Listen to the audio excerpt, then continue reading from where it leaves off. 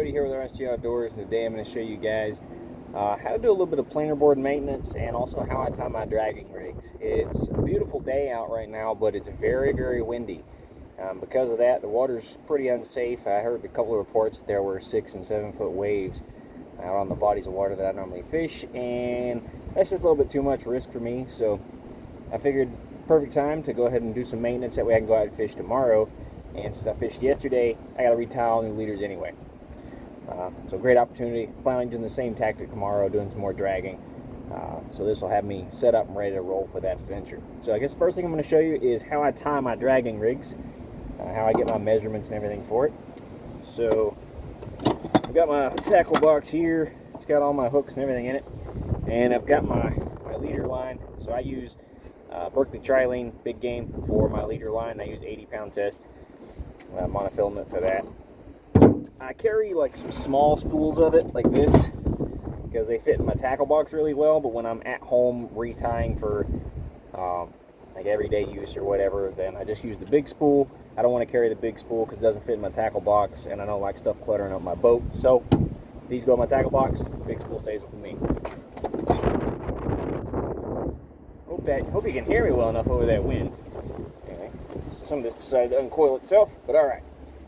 So all I do is I make myself a nice little loop, and I'm going to tie a Palomar knot onto a swivel. Sometimes I use a swivel, other times I use a like a bead swivel or a chain swivel. That's what they call it. I'm just tying a Palomar knot, so loop goes through, do an overhand knot, bring the swivel through the loop, wet it, pull it tight. Sometimes can't get that loop to stack down on there because there's not a lot of grip on a swivel. I just take a hook and I put the hook through the other edge. That gives me something good and strong to grab hold of, and I can stack it down on there really well. I'll find that in a minute. Cut off my tag end. Pick that up because we don't want it running off. Make sure it gets to the trash can. Now how I measure the length for my leaders. When I'm out on the water, I don't like to retie if I don't have to, unless I break off. So I like to have a leader length that suits most of the applications that I'm going to fish, most of the tactics that I'm going to use.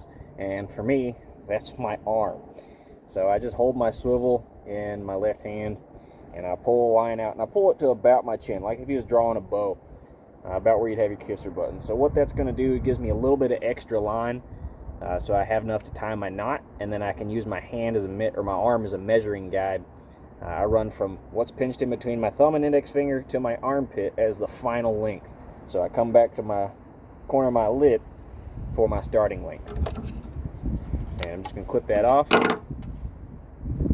For this rig, I'm going to do a rattle, but I'm not going to put a float on it. And the reason being, I can always put the float on later. I use slotted peg floats. That's the whole reason for that. I can put the slotted float on and off as I need it. So if I want to switch to anchoring tomorrow and I still want to rattle, I can take the float off, and my bait's still going to be is going to be a little closer to the bottom and still have that rattle action that I'm after. So you got to do everything in reverse. So I'm going to put the rattle on first. Let's go with the green one. I like to put spacers on in front of my rattles so that I have some offset from it for my hook or from my float. And I'm just going to use 3 beads for that. 1, 2, 3. Let them slide down, and then I'm going to use my selected hook. Ready? This is a 10-aught Whisker Seeker triple threat hook. I really like this style of hook. I use the 8-aughts most of the time, but I've been throwing some pretty big baits. So we're going to jump to a 10-aught today. Now, once I start sliding the hook on, I'm going to hold that swivel, and I'm going to go pinch between my thumb and index finger, stretch it out, bring the hook to my armpit, and that's my leader length right there. So I'm going to make my loop, and I'm going to tie my snell knot. This is the snell knot I've always tied. Make the loop, run my line through it a few times, 5, 6, 7, whatever you're comfortable with.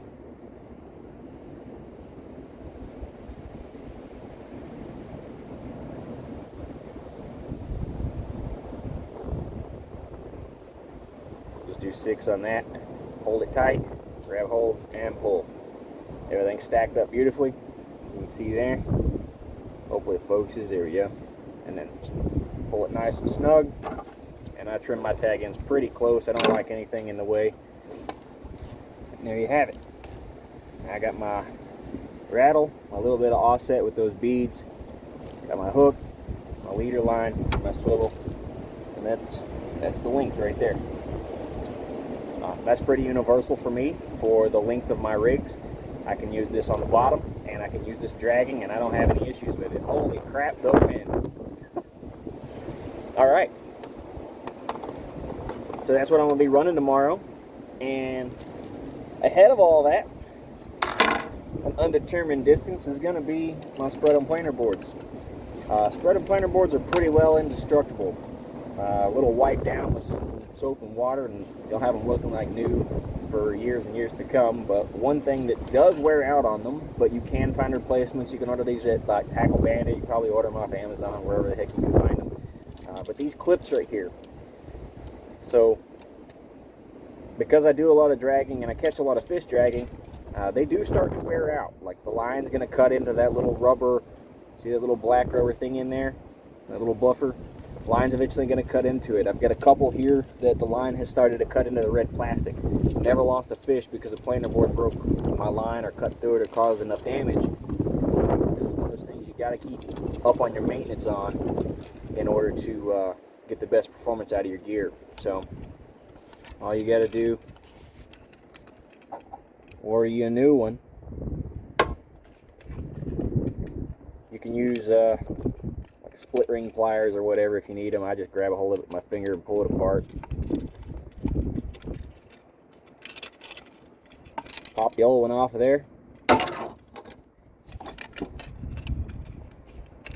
Take the new one, push the board through, and then turn that ring until it's seated. Now, I went and put that on upside down. I should have paid a little bit more attention there. But anyway, let's ungoober that real quick.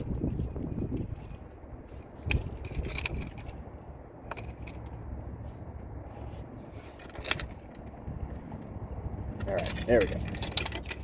If I do it this way, should get it. Alright, there we go. Now we got it on there right. Now I have a nice new clip. Might have to adjust that screw a little bit just to get everything moving properly. When they're brand new like that, they can be a little bit stiff, but it's an easy thing to fix. And there we go.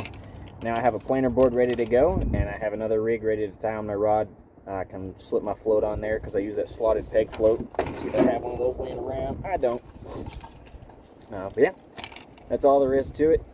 And that's all you're going to need to get set up for good dragging. And then if I decide to stop dragging at some point in the day, I've got my rigs the right length that I can drop them down on anchor as well.